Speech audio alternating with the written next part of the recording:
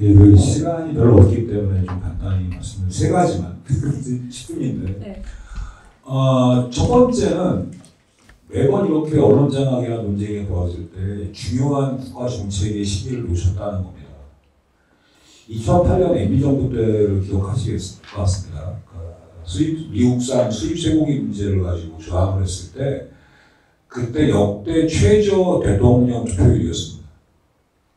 그리고 그 직후의 총선도 역대 최저 투표율이었습니다. 모든 시민들이 정치에 냉소를 보낸다고 했을 때 그때 시민들이 전혀 엉뚱한 주제로 총개천을 경험을 해보겠습니다.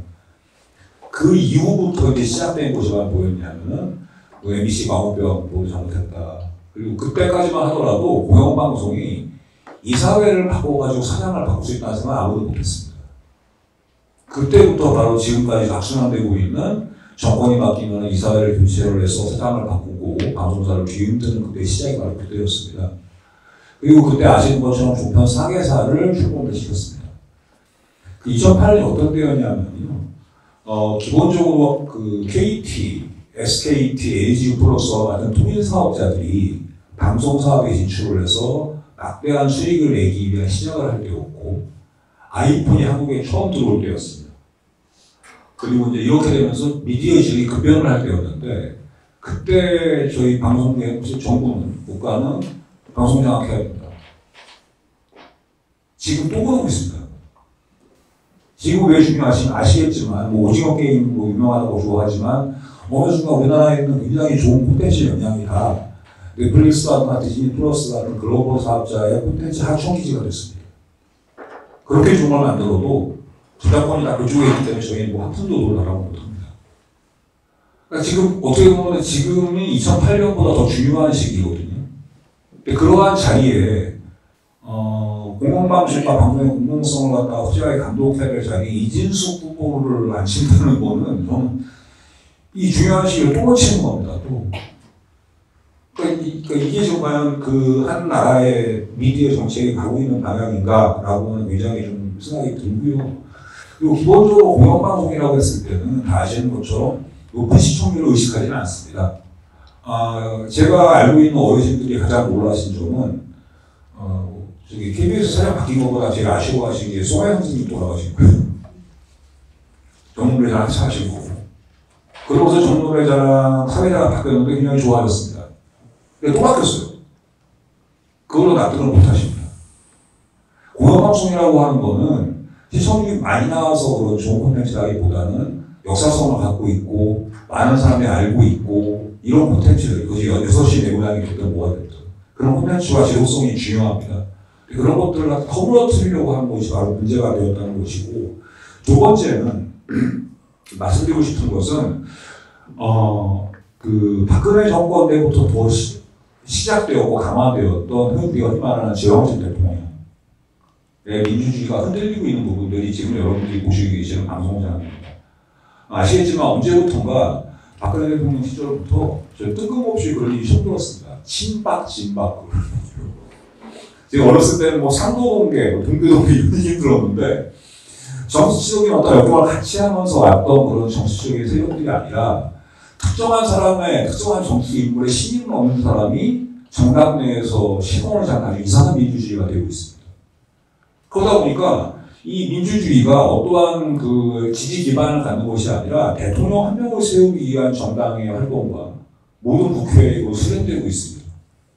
저희들이 흔히 지방적 대통령제라고 했을 때 노무현 대통령은 뭐 제한적이지 않았다, 뭐 임성은 그 말을 말씀드리는 드리는 게 아니라 모든 정당이 오로지 대선만을 향해서 그래서 실제로 정치 경험이 없거나 수많은 그런 경력들이 없는 외부 인사들을 영입을 해가지고 그 인사들을 통해서 상대 후보를 저지하려고 하는 그런 적대와 포퓰리즘의 정치들이 계속 난무를 하고 있는 것이고요. 그러다 보니까 어떤 일이 벌어지게 되냐면은 대통령의 지지율 추락은 정권의 위기로 봅니다. 자, 그러면 대통령의 지지율이 추락한 가장 큰 원인은 뭐냐? 모든 정권이 다 그랬습니다. 뭐 때문에? 언론 때문에.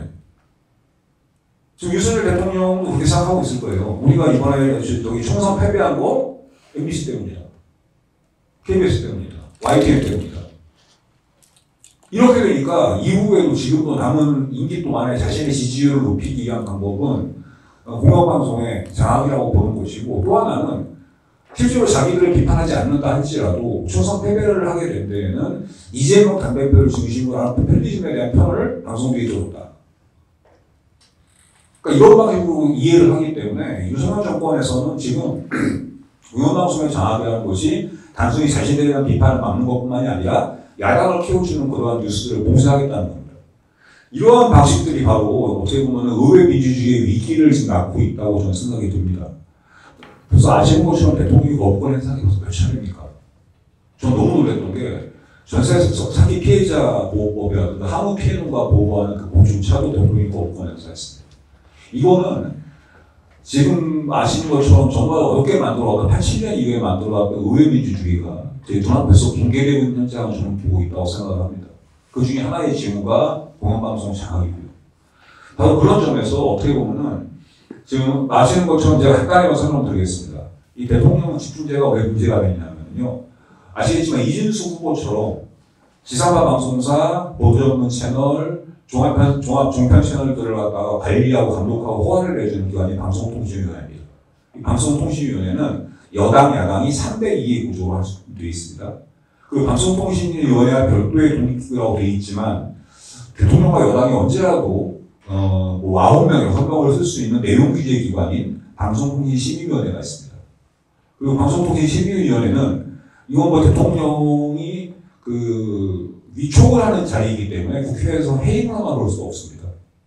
방송통신심의위원회는 내용을 규제하는 곳이죠. 그리고 내용 규제를 하면은 그 규제를 어떻게 시행할지 행정 제재를 내는 곳은 방통위입니다.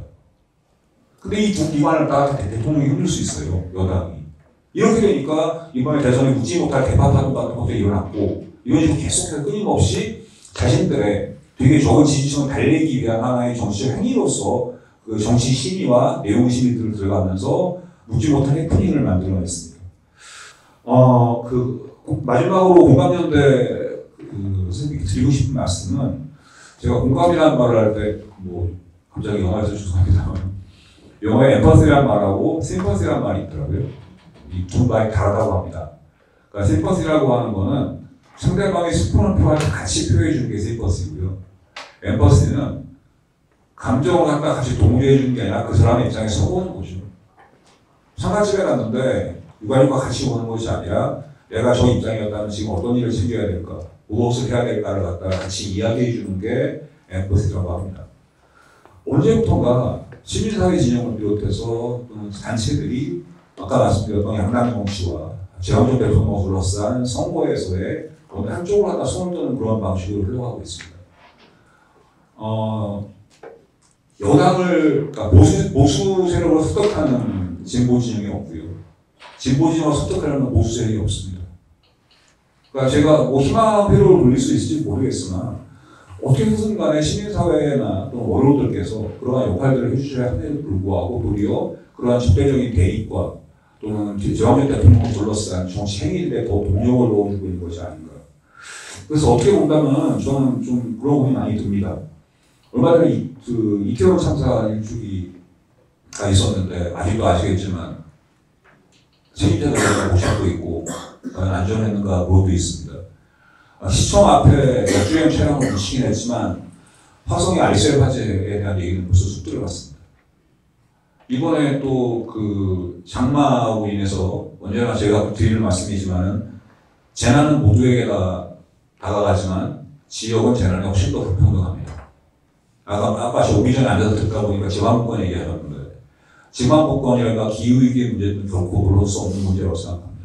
이런 일을 담당해야 되는 것이 바로 공영방송이고 공적 책무인데 이러한 것들이 저렇게 국회를 패싱을 하고 대통령이 흔히 말해서 박근혜 대통령 때 시행령 정치처럼 이렇게 진행한다고 하는 것은 공영방송만의 문제가 아니라 우리나라 민주주의, 87년 이후 만들었던 민주주의가 어떻게 붕괴되고 있는지를 보여주는 중대한 시기라고 좀 생각이 듭니다.